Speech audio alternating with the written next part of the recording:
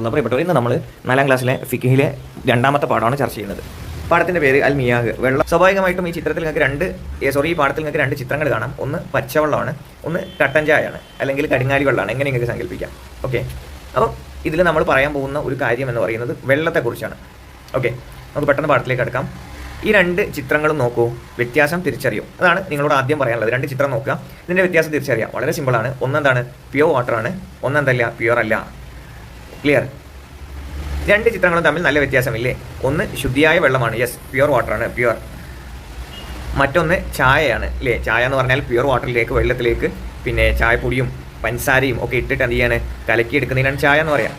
അതിലേക്ക് ചായപ്പൊടി ഇട്ടിട്ടില്ലെങ്കിൽ അതെന്താണ്, പച്ചവെള്ളം തന്നെയാണ്. ഓക്കെ, അപ്പോൾ അതിൻ്റെ പേര് മാറി. ഒരു പൊടി ഇട്ടപ്പം എന്ത് ചെയ്തു, വെള്ളത്തിൻ്റെ പേര് മാറിയിട്ട് എന്തായി, ചായ എന്നായി. ഓക്കെ, ഇങ്ങനെ പലതരം വെള്ളം നമുക്ക് ചുറ്റുമുണ്ട്. എല്ലാ തരം വെള്ളവും നാം കുളിക്കാനും വൃത്തിയാക്കാനും ഉപയോഗിക്കാറില്ലല്ലോ, ഇല്ലല്ലോ. അപ്പം അതാണ് ഈ പാഠത്തിൽ നമുക്ക് പഠിക്കാനുള്ളത്. വെള്ളം 3 തരമുണ്ട്. ഓക്കെ, വെള്ളം 3 വിധമുള്ളത്. ഒന്ന് തഹൂറായ വെള്ളം.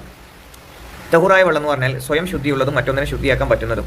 സ്വയം ശുദ്ധിയുള്ളതാണ്, മറ്റൊന്നിനെ ശുദ്ധിയാക്കാനും പറ്റും. ഉദാഹരണം മഴവെള്ളം, പുഴവെള്ളം, കിണറിലെ വെള്ളം, കടലിലെ വെള്ളം, അതുപോലത്തത്. അപ്പോൾ ഏറ്റവും ബേസിക്കായിട്ട് നിങ്ങൾ ഇങ്ങനെ മനസ്സിലാക്കി വെച്ചാൽ മതി. ഒതു എടുക്കാൻ പറ്റിയ വെള്ളം. ഇപ്പോൾ ഫോർ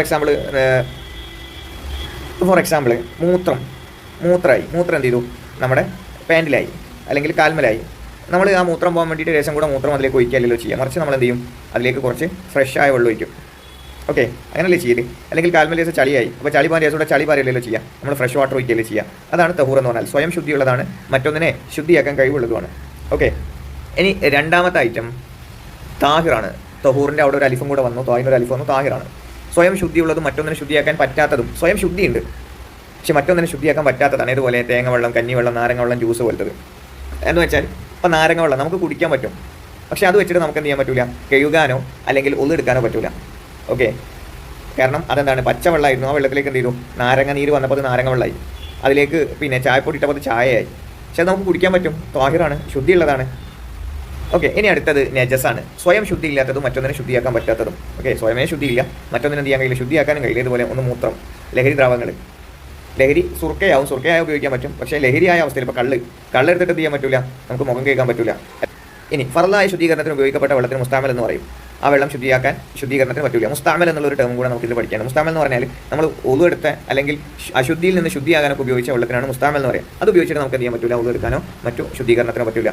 ഓക്കെ, പിന്നെ വെള്ളം, തഹൂറായ വെള്ളം എന്ന് പറഞ്ഞാൽ നമുക്ക് ഒളു ചെയ്യാൻ, കുളിക്കാനും വൃത്തിയാക്കാനും കുടിക്കാനൊക്കെയാണ് നമുക്ക് ഉപയോഗിക്കാം. താഹിറായ വെള്ളം കുടിക്കാൻ പറ്റും, വേറൊന്നിനും പറ്റില്ല. നജസായ വെള്ളം എന്താണ്, നജസ് എന്ന് പറഞ്ഞാൽ നമുക്ക് തീരെ ഉപയോഗിക്കാൻ പറ്റില്ല. ഓക്കെ, എത്ര എളുപ്പ പാഠം. പിന്നെ ഇതിൽ കുറച്ച് എക്സസൈസുകളുണ്ട്, അത് നിങ്ങൾ പെട്ടെന്ന് നോക്കിയാൽ മതി. നിങ്ങൾ സ്വയം ചെയ്ത് നോക്കുക. ഓക്കെ, അപ്പോൾ